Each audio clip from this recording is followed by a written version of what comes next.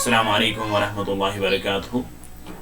प्यारे बच्चों, हमने 3 क्वेश्चन किए थे। अब आज चौथा क्वेश्चन करेंगे। मैथमेटिक्स जो हमारे लेसन नंबर 1 है सेमेस्टर 2 का, एक्सरसाइज नंबर 1.1। तो सीधा हम चलते हैं अपने क्वेश्चन नंबर 4 के ऊपर।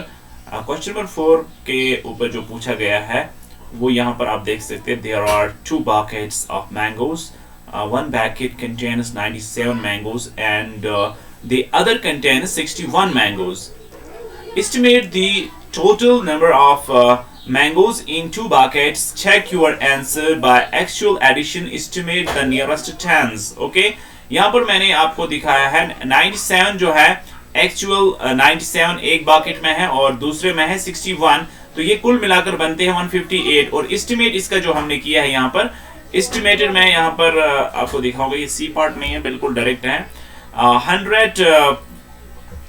100 इसका एस्टिमेट बनता है। 97 का नियरेस्ट टेंस जो है वो 100 है और 61 का जो है वो है 60, और ये कुल मिलाकर बनते हैं एस्टिमेटेड 160। तो 160 और यहाँ पर एक्चुअल है 158। ठीक है बच्चों, तो इसका जो मैंने यहाँ पर एनालाइज करके दिखाया, ये मैंगोज है 97 मैंगोज और ये यहाँ पर है 61 मैंगोज, और ये कुल मिलाकर 158 मैंगोज बनते हैं। और इस में भी ऐसे ही मैंने दिखाया है, तो आप इसको समझने की कोशिश करेंगे। तो अब चलते हैं आगे दूसरे क्वेश्चन के ऊपर। क्वेश्चन नंबर 5 जो है, a shopkeeper sells 86 marbles on the first day and 42 marbles on the second day. Estimate the difference in the number of marbles sold on 2 days. Okay, check your answer by actual subtraction and estimate the nearest tens.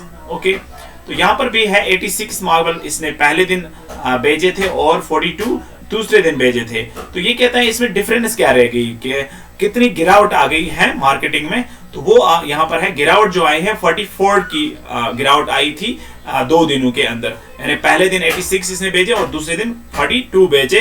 तो यहाँ पर भी हमने estimate में यही चीज दिखाई है कि एस्टिमेट में हमने यहाँ पर 86 का जो नियरेस्ट टेंस है वो है 90 और 42 का नियरेस्ट टेंस है वो है 40, और 90 माइनस 40 इज इक्वल टू 50। तो 50 इसमें से आप देख सकते हैं कि यहाँ 44 और 6 की डिफरेंस रहती है हमारे एस्टिमेट, और असल में हम एस्टिमेशन पढ़ रहे हैं इसलिए मैं एस्टिमेट को बार बार यहाँ पर दोहराता हूँ। तो यहाँ पर जो एस्टिमेट और एक्चुअल में डिफरेंस रह गई वो 6 की रह गई है, और यहाँ पर भी आप एक्चुअल भी देख सकते हैं और डिफरेंस भी एस्टिमेटेड भी देख सकते हैं। तो आगे चलते हैं हम क्वेश्चन नंबर 6 की तरफ। क्वेश्चन नंबर 6 का जो पार्ट नंबर 1 है वो है ए पार्ट है, वो यहाँ पर आप देख सकते हैं 766, that is 766 minus 225 is equal to 541।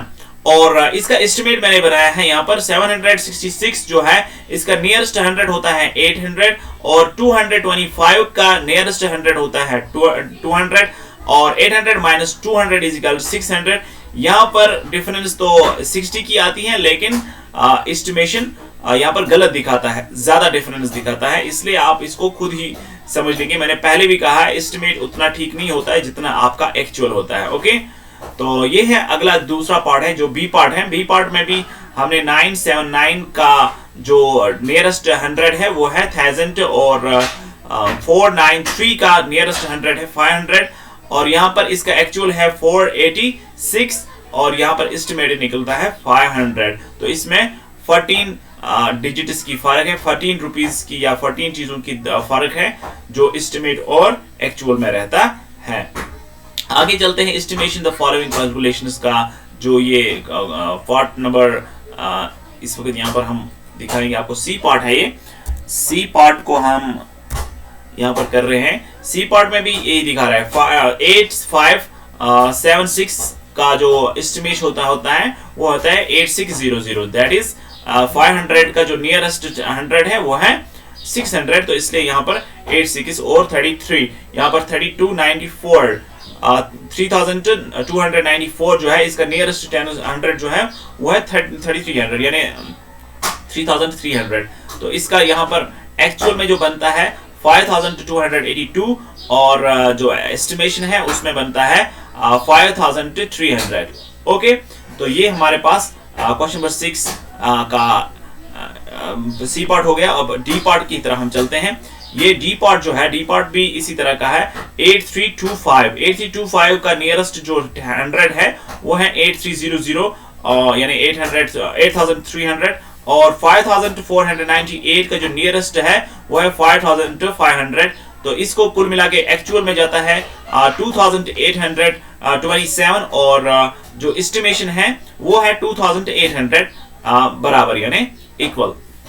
तो इसी तरह से हम ई पार्ट की तरह जाते हैं। ई पार्ट भी यही हमें दिखाता है 5149 इसको हमने 5100 बनाया है और 2762 को 2800 बनाया है। यहाँ पर 2387 इसका एक्चुअल आंसर है और एस्टिमेटेड आंसर है 2300। ओके, इसी तरह से हम चलेंगे अगले पार्ट की तरफ जो ई पार्ट है।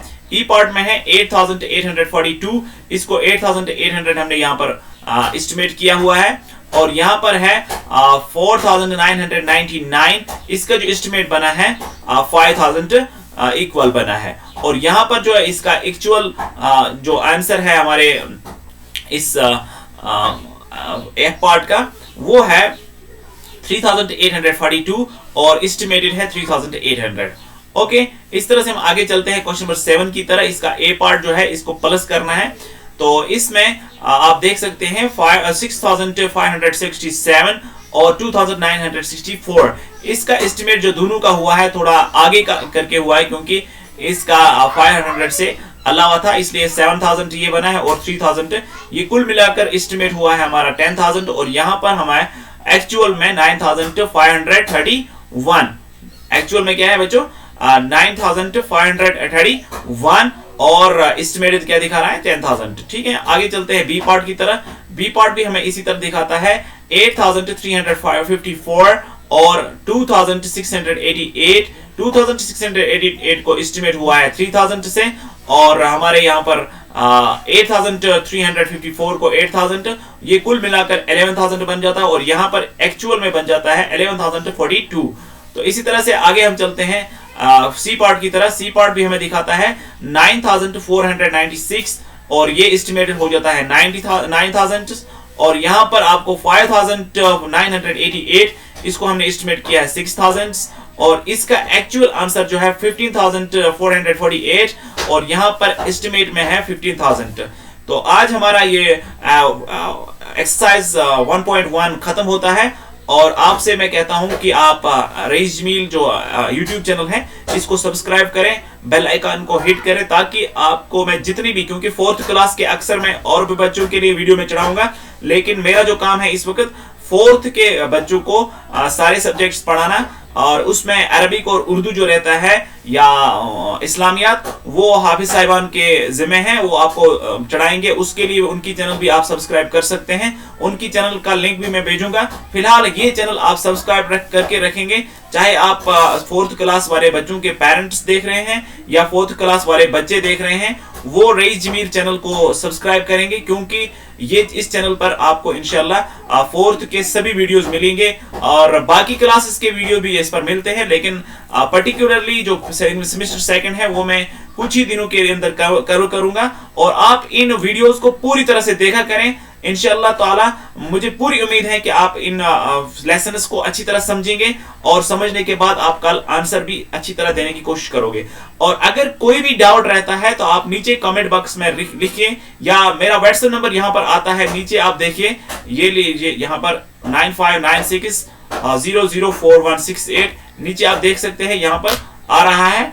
इस व्हाट्सएप नंबर पर भी आप मुझे वॉइस कॉल के जरिए पूछ सकते हैं या डायरेक्टली आप मुझे फोन करके भी पूछ सकते हैं कि किसी क्वेश्चन में अगर डाउट रह गया हो तो इंशाल्लाह मैं आपको उस डाउट को दूर करने की कोशिश करूंगा। फिलहाल लेते हैं आप सबसे विदा, जब तक के लिए अल्लाह हाफिज, खुश रहे, सेफ रहे।